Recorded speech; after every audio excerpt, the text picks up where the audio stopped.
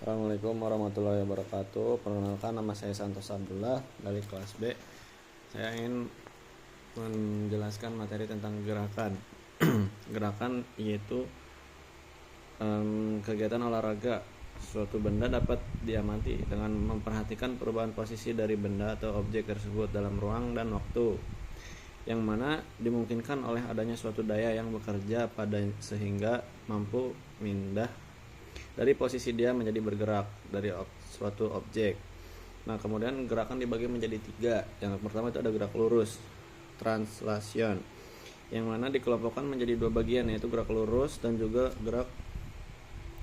gerak lurus itu seperti gerakan suatu objek yang diamati yang meninggalkan jejak berupa garis lurus, misal jalannya bola bowling yang menggelinding. Kemudian gerak lengkung disebut juga sebagai kurvilinear, yaitu gerak suatu objek yang membentuk jejaknya berubah garis lengkung, misalnya jalannya bola atau peluru.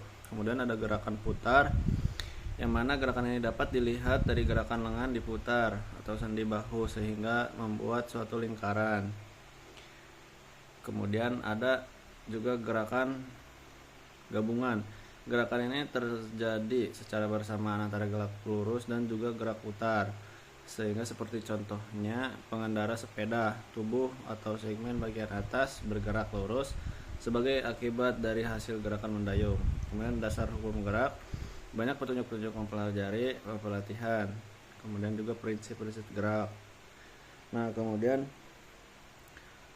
ada juga kinematika. Kinetik terdiri dari 2 jenis gerakan, yaitu gerakan linear, yaitu gerakan lurus ataupun melengkung sepanjang jalur di mana seluruh titik pada tubuh manusia bergerak pada jarak dan waktu yang sama, dan bergerak angular, yaitu gerakan di sekitar titik yang sehingga daerah yang berbeda dari sudut.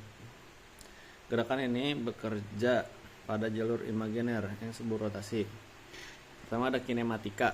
Kinematika adalah cabang dinamika yang berkaitan dengan deskripsi gerak. Nah, kinematika yaitu yang membahas tentang gerak benda itu sendiri berkaitan dengan masalah ruang dan waktu tanpa melihat adanya penyebab bergerak benda tersebut. Kemudian ada juga hukum Newton.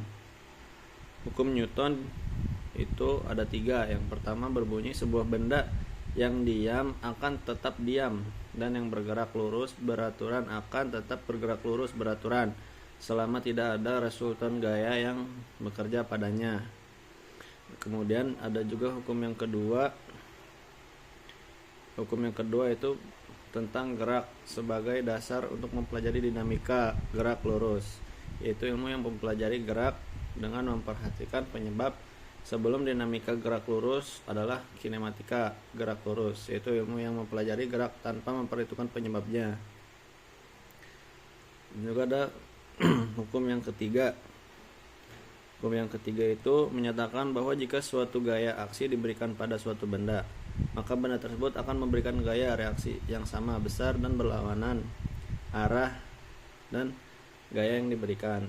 Kemudian menjelaskan tentang manfaat biomekanika dalam gerak manusia itu. Manfaat biomekanika dalam kegiatan manusia itu ada untuk mempelajari sebuah materi, yang mana di dalam materi tersebut bisa mengerti kita untuk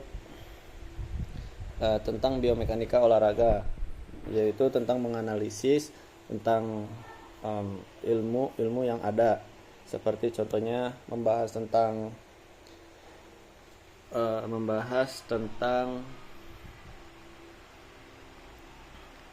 tubuh manusia, dan juga untuk mengatasi misalkan adanya cedera, jadi kita tahu seperti itu kurang lebih. Sekian, terima kasih. Assalamualaikum warahmatullahi wabarakatuh.